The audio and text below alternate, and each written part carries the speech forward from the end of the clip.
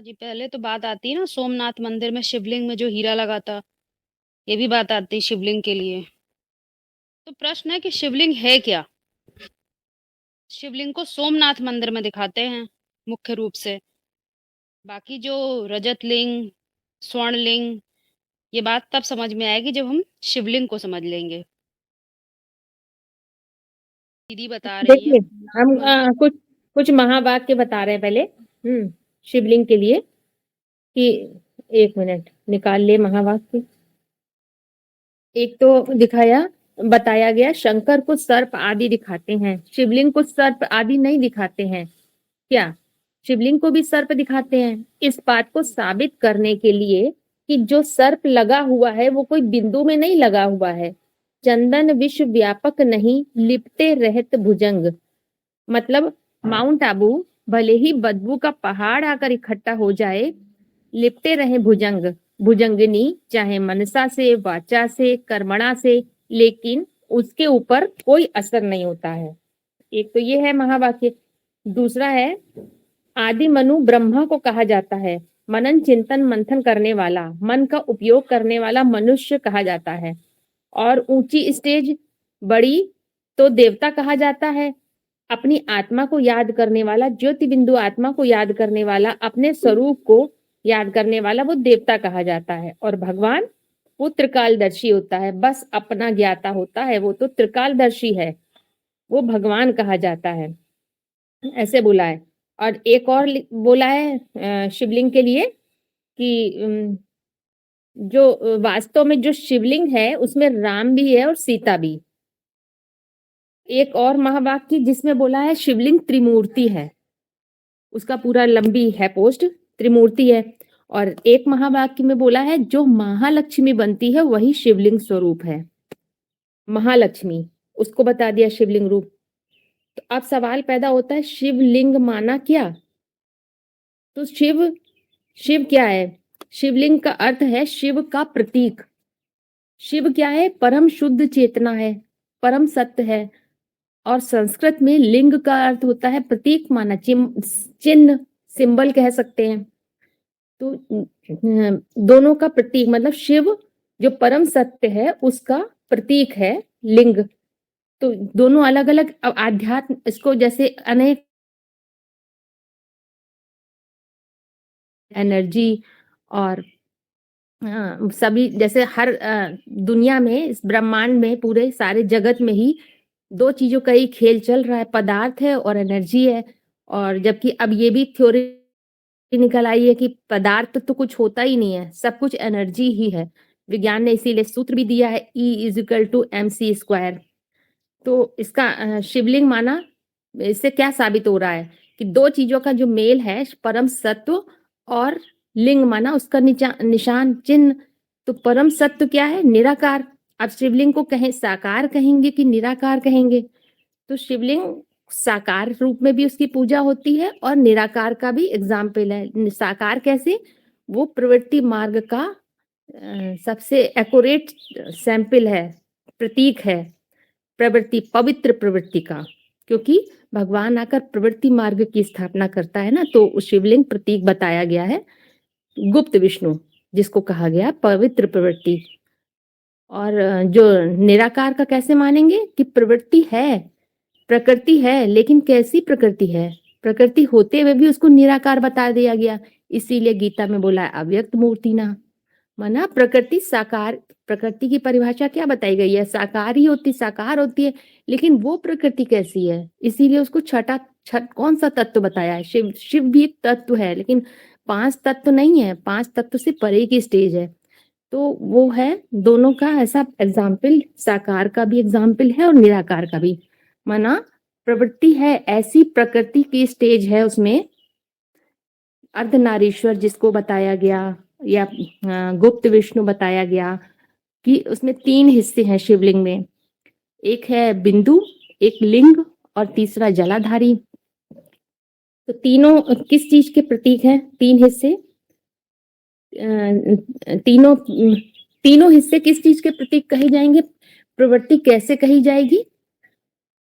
तो प्रवृत्ति इस आधार पे प्रवृत्ति है उसकी पवित्र प्रवृत्ति कि जो लिंग है, लिंग माने प्रतीक यानी चिन्ह, तो किस चीज का चिन्ह है? वो जो विशुद्ध चेतना है, शिव तत्व जो विशुद्ध चेतना है यानी निराकारी ज्ञान है, वो उसको प्रदर्शित करने के लिए कोई आधार चाहिए। तो वो जो लिंग है, जो मन यानी ऊर्ध्वमुखी यानी 11वीं इंद्रिय जो मन है, वो कैसा हो जाता है? उस जो शाश्वत सत्य है उसको स्वीकार करके जो स्वयं के उसके आधार पर जो पर्टिकुलर सत्व स्थापित हो जाता है, तो उसके आधार पर वो 11वीं इंद्रिय मन बन जाता है, ऊर्ध्वमुखी मन 11वीं इंद्रिय जो खड़ा है।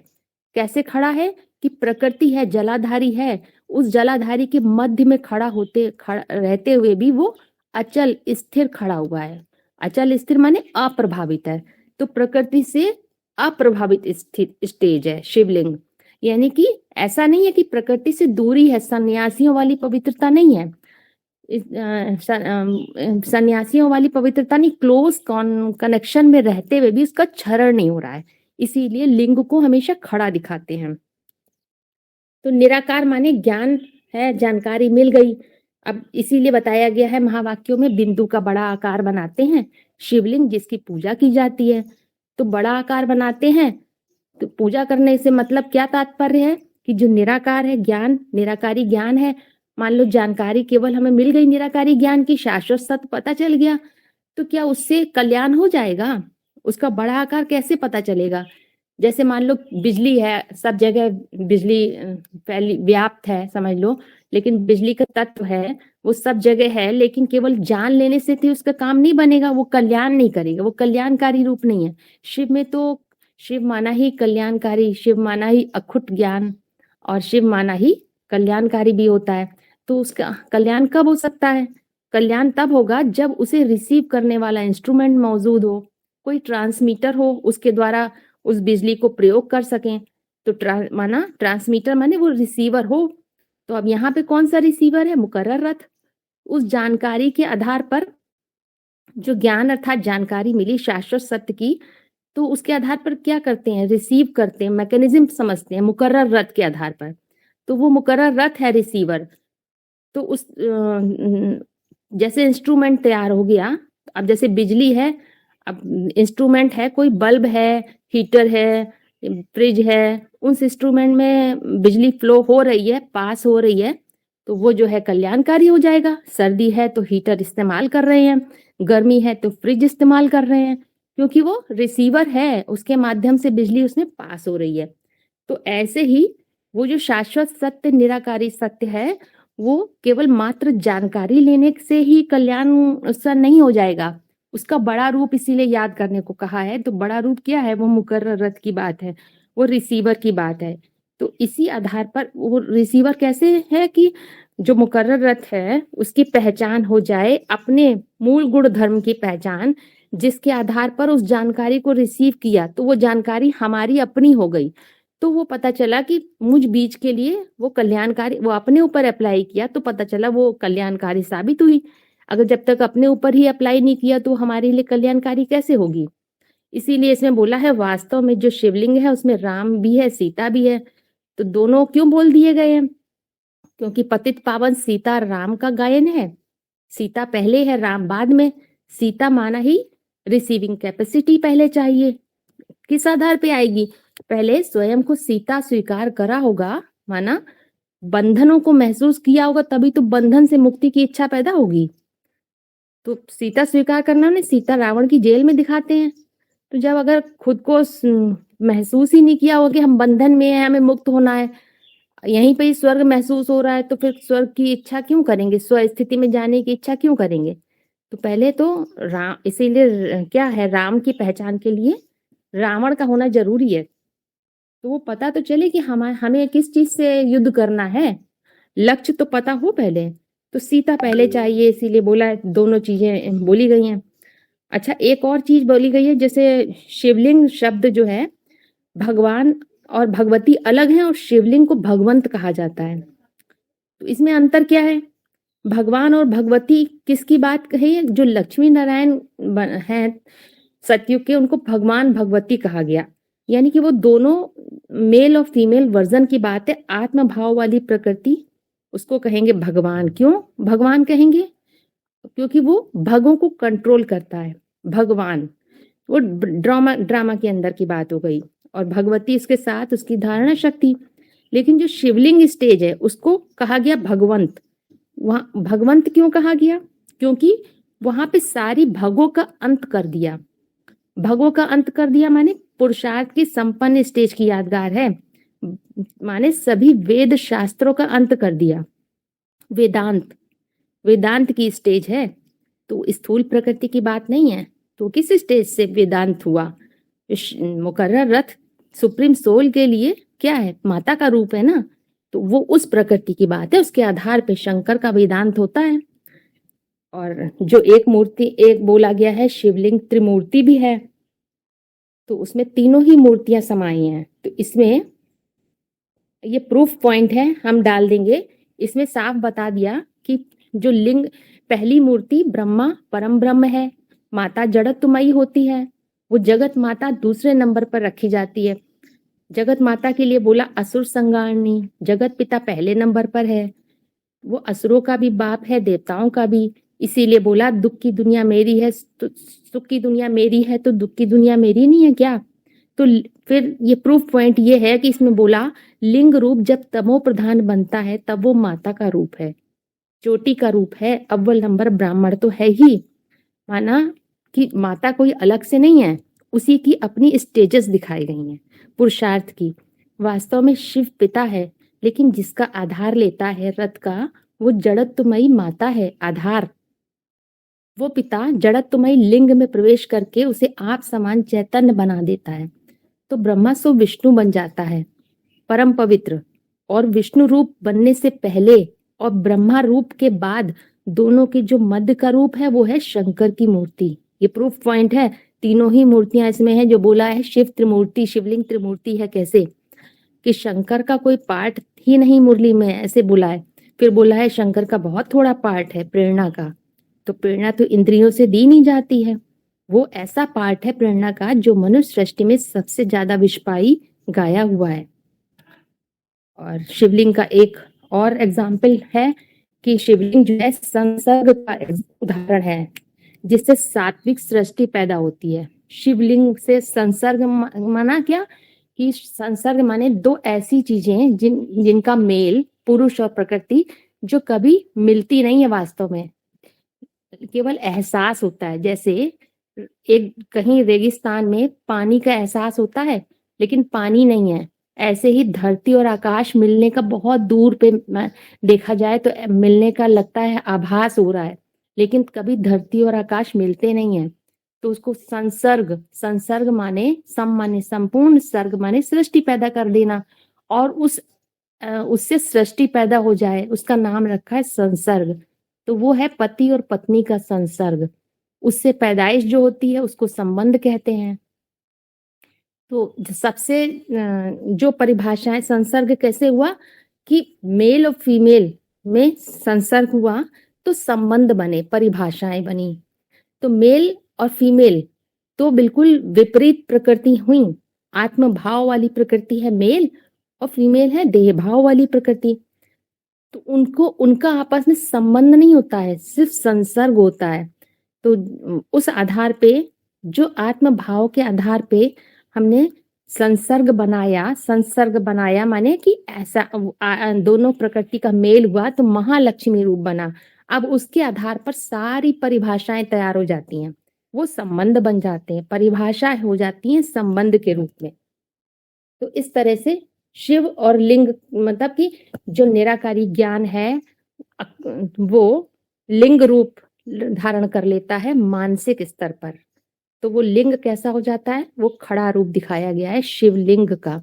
कैसे उस निराकारी ज्ञान के आधार पर ऐसी क्षमता डेवलप हो जाती है जो प्रकृति के मध्य में रहते हुए भी उससे अप्रभावित स्टेज, 11वीं इंद्रिय जिसको कहा गया, तो वो है शिवलिंग, उसका प्रतीक हो गया।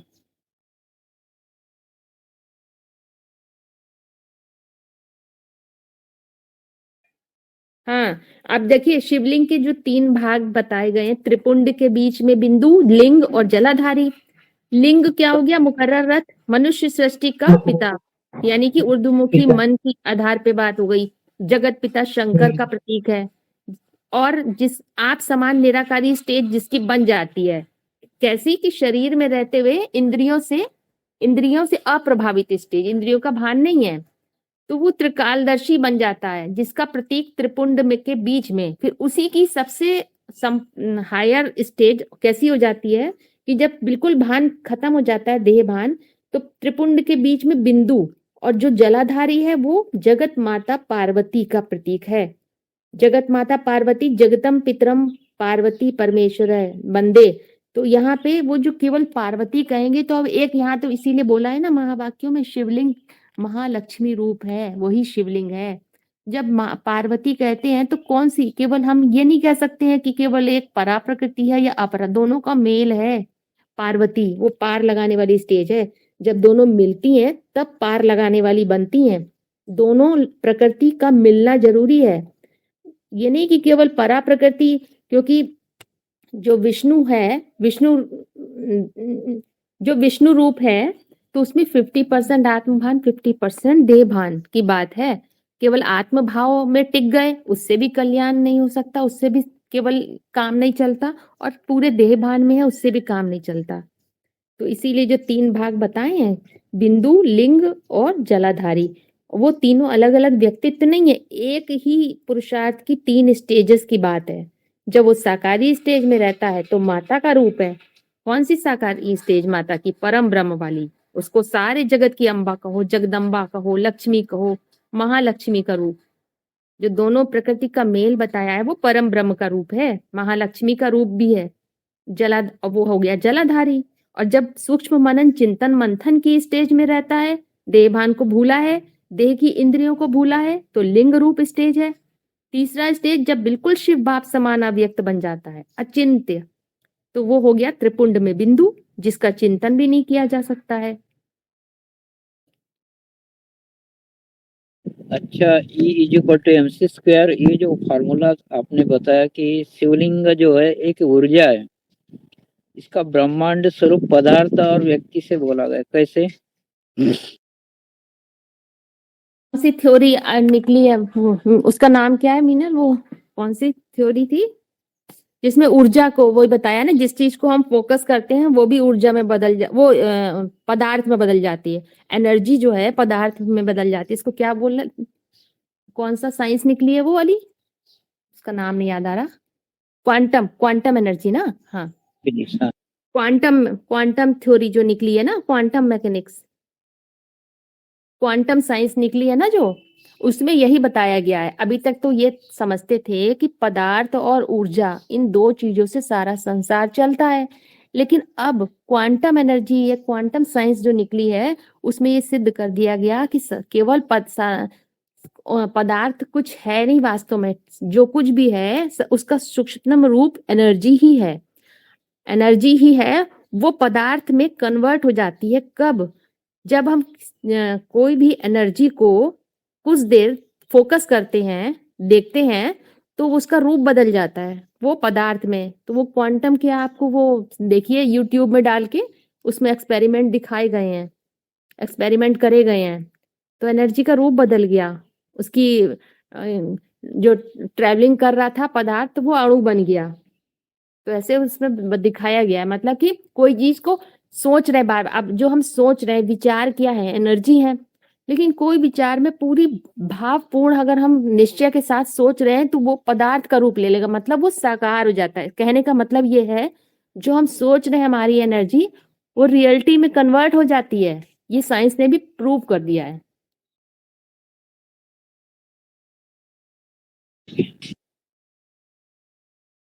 ये बायोलॉजिकल बात है, ठीक है ना। अब जो दीदी ने बताया वो प्योर आध्यात्मिक बात समझाना चाह रही हैं। जैसे एक एक अंतर आप देखिएगा, जैसे आप टीवी देख रहे हो, हम देख रहे हैं, कोई और देख रहा है, लेकिन सभी लोग एक ही सीन पर एक जैसा रिएक्ट नहीं करेंगे। सभी का रिएक्शन अलग अलग होता है ना। कोई किसी बात को सुनकर उस इमोशनल हो जाएगा, कोई किसी बात को। उसका कारण क्या होता है? जबकि सबके जो ब्रेन की फंक्शनिंग है, जो बॉडी है, जो बॉडी पार्ट्स हैं, वो तो सभी के सेम ही ऑलमोस्ट, उसमें तो कोई अंतर नहीं होता। लेकिन सबकी जो मेन कार्य करने के जो कारण है वो तो आत्मा पर निर्भर करता है ना। जैसे मन बुद्धि की शक्ति होगी, उसी शक्ति के आधार पर उसी, क्योंकि वो शक्ति क्या है, बुद्धि बुद्धि में जैसी समझ होती है, तो वो जो है वो चीज हम वैसे ही रिसीव कर रहे होंगे। क्योंकि जो अंदर न्यूरॉन्स वगैरह होते हैं वो तो सिर्फ उसका चित्र बनाते हैं या फिर उसको उसके आधार पर केमिकल रिएक्शंस करते हैं, परंतु वो केमिकल रिएक्शंस को करने का भी तो कारण मन बुद्धि की शक्ति है ना। इसीलिए सभी लोगों को अलग अलग रुचि होती है, सभी लोगों को खाने का टेस्ट सबका अलग अलग होता है। सभी को यदि आप देखेंगे तो किसी को एक ही टीवी में सब लोग चीज देख रहे होंगे, लेकिन सबको वैसी वो चीज समझ में भी नहीं आएगी। सबके समझने का भी नजरिया अलग अलग होगा। तो ये जो चीज है वो होती है आत्मा की शक्ति, जिसको हम बोलते हैं ना आत्मा सबकी अलग अलग है। जैसी आत्मा होगी वैसी बॉडी उस पर रिएक्ट करती है। आपको स्पष्ट हो गया ना। हम्म। ये वो सकते हैं, ये मन बुद्धि की पावर जहाँ हम बार बार लगाते हैं खींचती है, वही तो शक्ति हमारी स्वरूप तैयार हो जाता है। तो अभी आप देख रहे हो ना, ये अभी हम जान रहे हैं, ठीक है। और यही चीज हम जब जो चीज अभी हम समझ जाएंगे फिर हम शरीर छोड़ देंगे, लेकिन वो जो शक्ति है ना वो कभी खत्म नहीं होगी। और वही शक्ति के आधार पे, उसी के आधार पे हमें शरीर मिलेगा नया। और जब वो मिलेगा तो तो वो वो तो एक काम, ऊर्जा तैयार हो गई ना हमारी। हाँ वो खत्म नहीं होती है। हाँ, तो वो ऊर्जा ही तो साथ जाती है। हाँ वो काम नहीं, वो हमेशा साथ रहेगी। उसी को हम मन बुद्धि संकल्प बोल सकते हैं।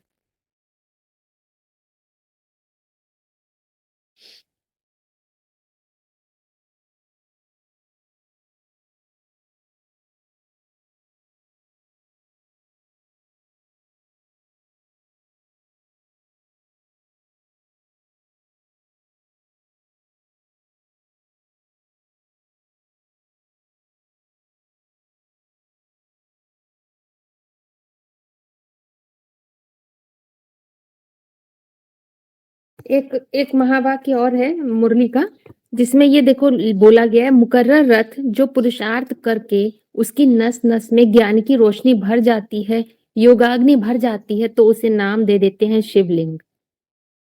यानी कि साबित हो रहा है सब पुरुषार्थी स्टेज की यादगार है, संपन्न स्टेज की यादगार है शिवलिंग।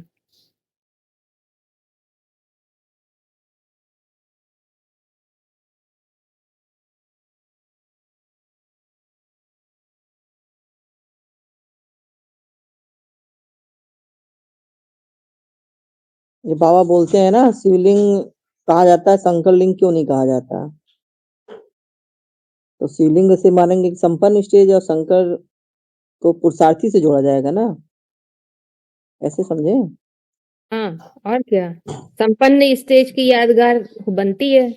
पुरुषार्थ अभी चल रहा है, अधूरापन है, अभी तो शंकर याद कर रहा है, याद का पुरुषार्थ कर रहा है।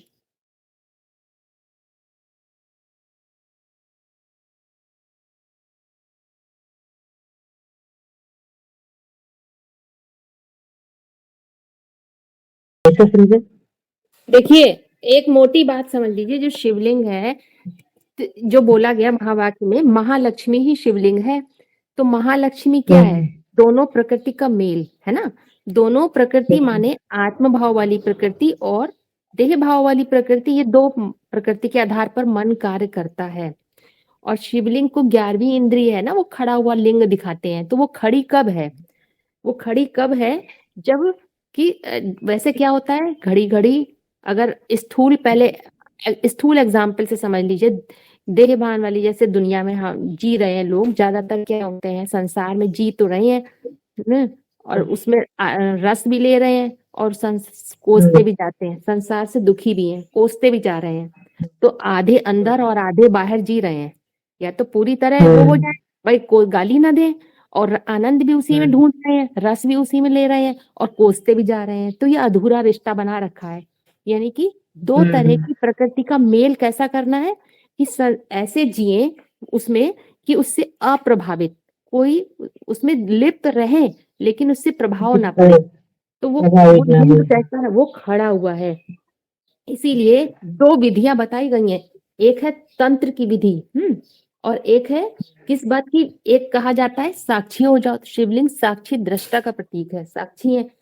और दोनों अति, ये दोनों विधियां अति में दिखती हैं लेकिन अति नहीं है। जैसे साक्षी हो जाओ कहा गया, अब ये ना समझे कि साक्षी में बिल्कुल दूर अलगाव हो गया, नहीं। साक्षी मतलब जी तो रहे हैं उसी में, संसार में, लेकिन उससे अप्रभावित है, कोई प्रभाव नहीं पड़ रहा है कि साक्षी में वो दिख भी रहा है, हाँ, कि मैं वो अपना प्रकृति काम कर रही है और आत्म भाव जो है अपना काम कर रहा है, वो अपनी स्टेज में टिका हुआ है, अपनी स्थिति में टिका हुआ है।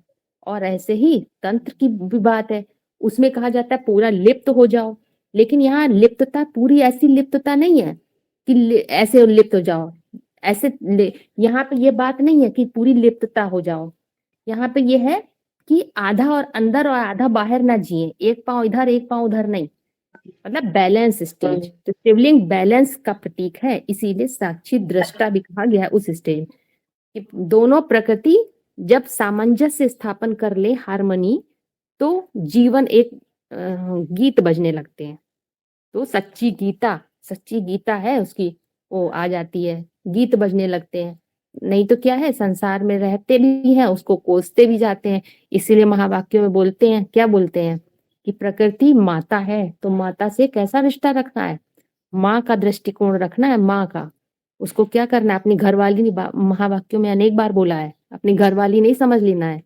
तो वो माता से रिश्ता कैसा रखना है, ये उस रिश्ते का प्रतीक है, ऐसा पवित्र रिश्ता। कैसा रिश्ता रखें जिसमें कि कोई तकलीफ ना हो, किसी को भी तकलीफ ना हो, ना माता को तकलीफ हो, ना उसके संग रहने वालों को। ऐसा रिश्ता, तो इस रिश्ते का तभी तो सबसे पवित्र एग्जाम्पल बताया गया, पवित्र प्रवृत्ति का एग्जाम्पल।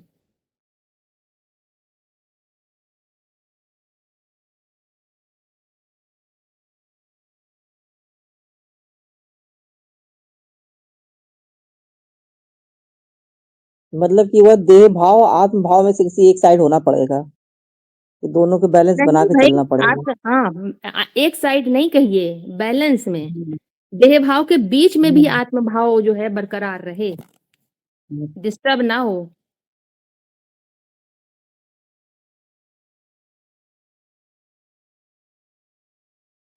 ये माता वाला थोड़ा सा और क्लियर कर दो दीदी। कौन सा? अरे जो आपने माता का एग्जांपल दिया ना कि वो परा प्रकृति, शिवलिंग जो है वो माता का स्वरूप है, हाँ, उसको माता थोड़ा का, सा और क्लियर कर दीजिए। माता का इसलिए बताया है, जो बोला है ना महालक्ष्मी ही शिवलिंग रूप है।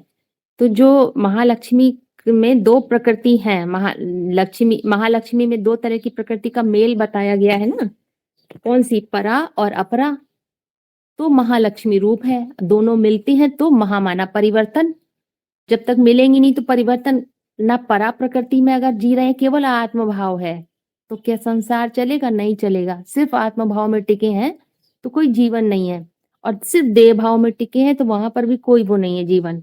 जीवन कब कहेंगे? जब दोनों का अच्छा श्रेष्ठ जीवन तो कलयुग में और द्वापर और कलयुग में भी है, लेकिन वहां दुखी वाला जीवन है।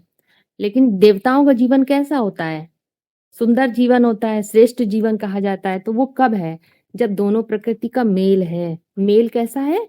सामंजस्य है, एक हार्मनी है। जैसे कि संगीत के सुर होते हैं, तो संगीत के 7 सुर होते हैं, अगर उनको सुर लय ताल अगर एक उसमें बंधे हुए हैं, समायोजित ढंग से उनका प्रयोग किया जा रहा है, तो गीत बजता है, सुंदर गीत। सुनने वाले भी मंत्रमुग्ध, जो सुना रहा है वो भी। और अगर समायोजित ढंग से नहीं है, बेसुरा गीत है, तो किसी को अच्छा नहीं लगेगा, सब मन करेगा छोड़ के चले जाएं। तो यहाँ वही बात है। तो कैसी प्रकृति, कैसा समायोजन करना है कि उसी संसार में तो जीना है, क्योंकि बिना दोनों का एक दूसरे के पूरक है ना, पुरुष और प्रकृति एक दूसरे के पूरक हैं। आत्मा के बिना शरीर काम नहीं करेगा, और शरीर के बिना आत्मा का कोई वो नहीं है। आत्मा जैसे मुर्दा, डेड, शरीर के बिना। जैसे यंत्र कोई है, मशीन है, उसमें सेल नहीं पड़ा है, बैटरी नहीं है, तो वो मशीन किसी काम की नहीं। बिजली नहीं है, कोई किसी काम की नहीं मशीन। और सेल है, बिजली है, और कुछ इंस्ट्रूमेंट नहीं है, तो वो किसी काम का नहीं। तो वही दोनों प्रकृति माने दोनों का, इन दोनों के मेल से ही जीवन चलता है। तो दोनों प्रकृति के मेल से ही जीवन चलता है, लेकिन मेल कैसा होए? समायोजित ढंग से। दोनों का ऐसा बैलेंस, ऐसी हार्मनी, ऐसी तारतम्यता। तो वो किस आधार पे? ज्ञान के आधार पे ये पराकाष्ठा आई ना। उसके लिए आधार क्या है? जो बिंदु दिखाया है शिवलिंग में, निराकारी, जो त्रिपुंड में बिंदु लगा हुआ है, वो उसका आधार है। वो निराकारी ज्ञान शाश्वत सत्य के आधार पे ही तो इस स्टेज पे पहुंचे कि इतनी बैलेंस वाली स्टेज ला पाए, कि संसार के बीच रहते हुए भी कैसी स्थिति बनी, स्थिति में फर्क नहीं पड़ा। जैसे निर्वात स्थान में दीपक रखा है तो कोई भी मायावी झोंका उसको हिला नहीं सकता। तो वो जैसे प्रकृति, स्थूल में एग्जाम्पल देख लो, जैसे स्त्री पुरुष है तो ज्यादातर कलयुगी दुनिया में कैसे हो गया है? प्रकृति को दबाते हैं, माता को दबाते हैं, पुरुष हावी रहने की कोशिश करता है। तो यहाँ अब फिर क्या कहा बाबा ने? ऐसे एग्जाम्पल दिया कि जगदम्बा के एग्जाम्पल करके दिया, वो तुम्हारी माता है, इसको घरवाली मत समझ लेना, मतलब हावी मत हो जाना, अपनी न चलाने लगना, उसके ऊपर जोर जबरदस्ती न करने लगना। तो यहाँ वही बात है कि वो अपना काम, प्रकृति तो 4 अवस्थाओं से पसार होगी, तो उसको अपना काम करने दे और आत्मिक स्थिति में फर्क ना पड़े, वो अपने स्थिति में एकाग्र रहे, तो उसका प्रभाव नहीं पड़ेगा। तो इस आधार पे इसको माँ, जैसे माँ क्या करती है, माँ की गोद में जो छोटा बच्चा होता है वो कितना निश्चिंत खेलता रहता है।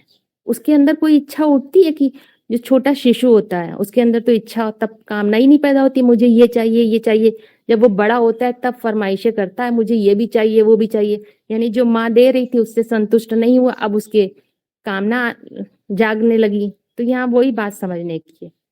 जैसे शिशु है, माँ की गोद में रहता है तो उसके अंदर कोई कामना नहीं, वो निश्चिंत है। तभी बोला है देवताओं की जो प्रकृति होती है दासी होती है, पोषण करती है, क्योंकि उनके अंदर कोई कामना नहीं है।